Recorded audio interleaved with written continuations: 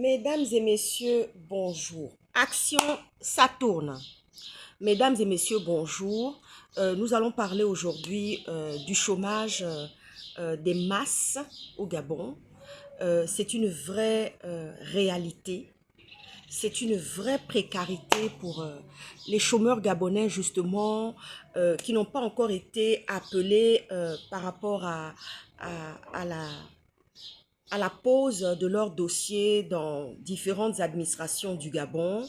Et j'interpelle encore le président de la République, Brice Clotaire Oligui Nguema, pour lui dire que cette situation ne pourrait durer aussi longtemps par rapport aux chômeurs gabonais.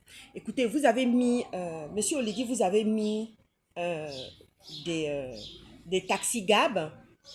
Attendez, Monsieur Oligui, les taxis Gab ne font pas forcément l'affaire.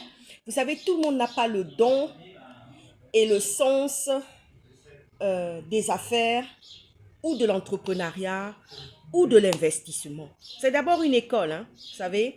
Il faut avoir vraiment les rudiments pour pouvoir justement faire en sorte que on ait la capacité de pouvoir gérer son entreprise, de gérer son auto-entreprise, de faire en sorte que on ait les éléments, c'est-à-dire qu'on ait les atouts pour pouvoir devenir un entrepreneur et entreprendre, Monsieur Oligui. Ce chômage de masse, Monsieur Oligui, la population gabonaise n'est que de 2,3 millions. La démographie au Gabon est très faible, Monsieur Oligui. Et nous savons que la masse salariale des étrangers, ce sont des gens qui entreprennent.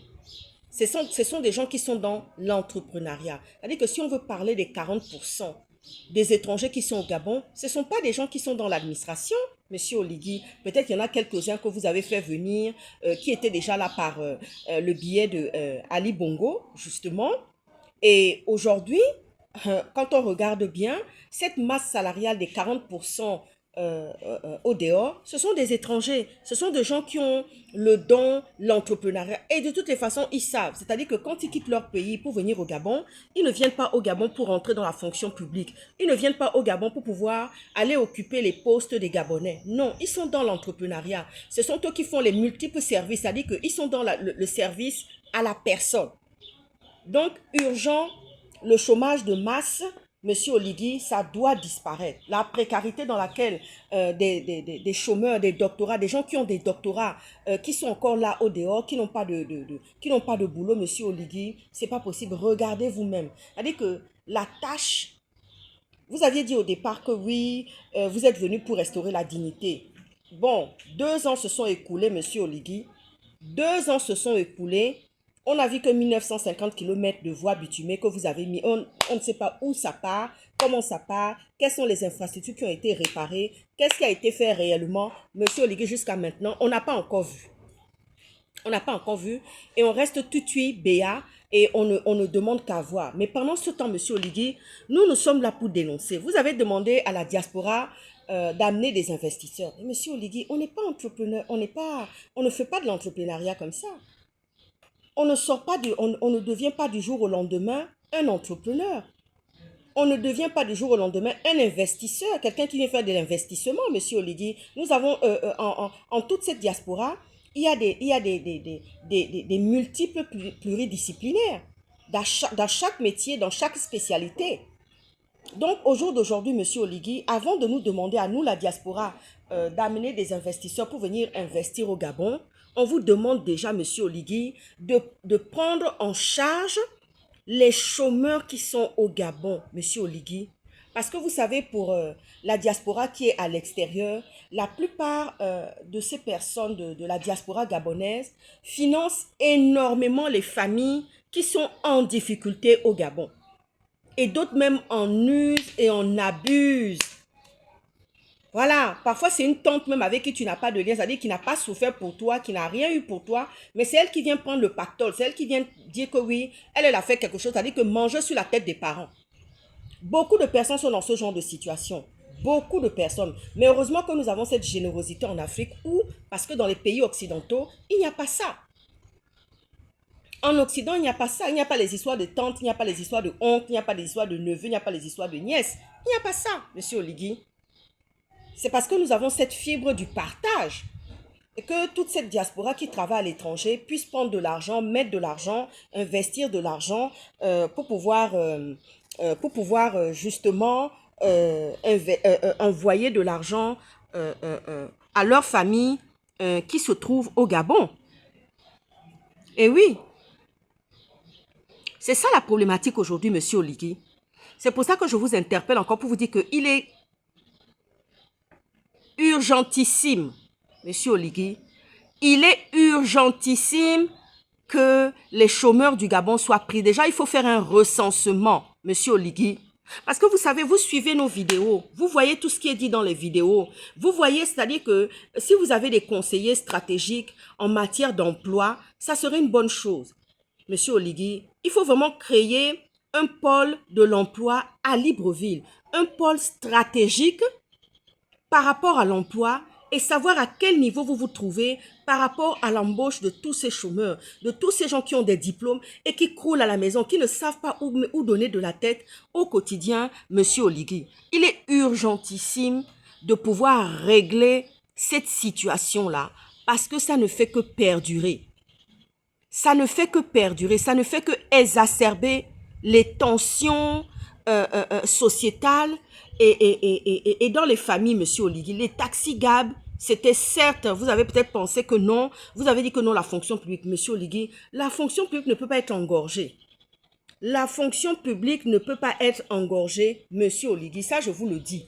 La fonction publique ne peut pas être engorgée. Non, non, non, non, non, non, non. La fonction publique ne peut pas être engorgée. Donc, franchement, monsieur Oligui, vous regardez nos vidéos, vous regardez nos lives à longueur des journées au quotidien.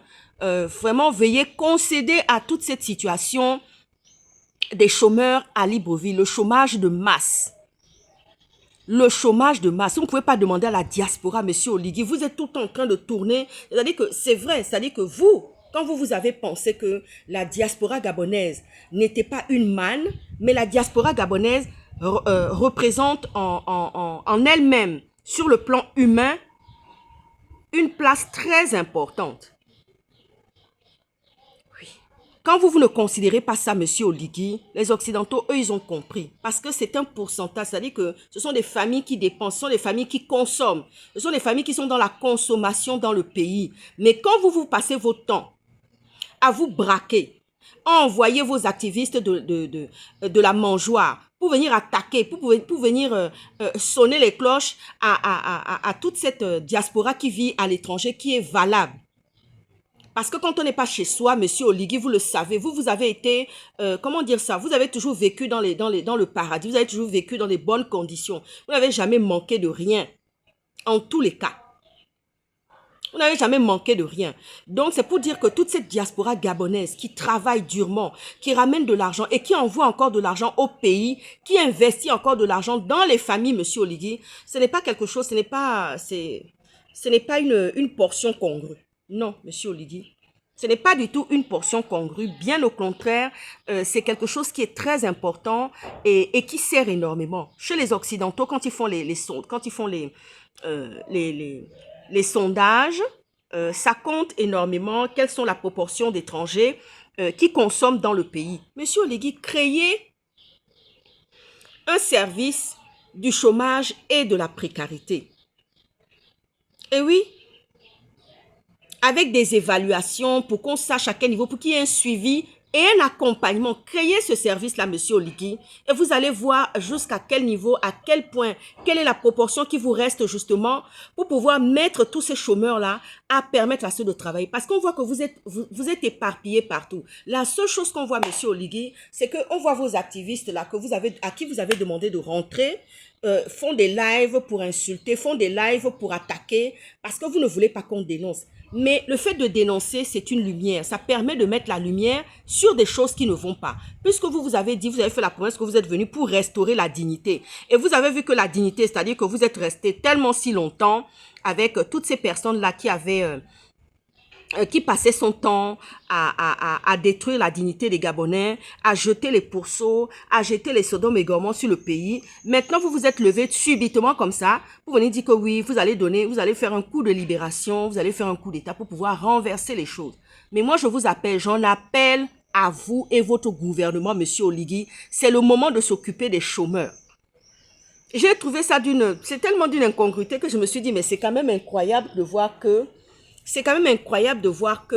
le chômage et la précarité qui est vraiment quelque chose de très important. C'est-à-dire qu'on doit enrayer ce chômage et cette précarité-là. C'est tellement important. On ne peut pas dormir avec des œillets et se dire qu'on ne sort pas la précarité. C'est pas possible, monsieur Olivier. Il y a une précarité qui est là et vous ne pouvez pas vous mettre des œillets sur les yeux et sur les oreilles pour ne pas faire cette précarité. C'est pas possible. C'est pas possible, monsieur Oligui. C'est pas possible. Il va falloir prendre ce problème-là à bras le corps. Il va falloir vraiment régler cette situation-là à bras le corps parce que ça ne pourrait plus durer comme ça. C'est pas possible ça. Donc du coup, comme je vous le dis, il va falloir régler la situation des chômeurs de longue durée qui sont au Gabon, monsieur Oligui. Créer un service dédié justement au problème du chômage et de la précarité du Gabonais. Ça va enrayer beaucoup de choses, monsieur Oligui, parce que vous savez quoi, il y a beaucoup de personnes de la diaspora qui ne vivent pas déjà bien à l'étranger, mais qui se saignent à longueur des journées pour envoyer de l'argent à leur famille ou même parfois même à des gens qui ne sont même pas mères et pères pour eux. Voilà, monsieur Oligui, sur ce, mettez-vous au travail parce que vous avez dit que oui, vous allez changer et apporter la dignité au Gabon. C'est maintenant qu'il faut commencer. Ah, ciao, ciao.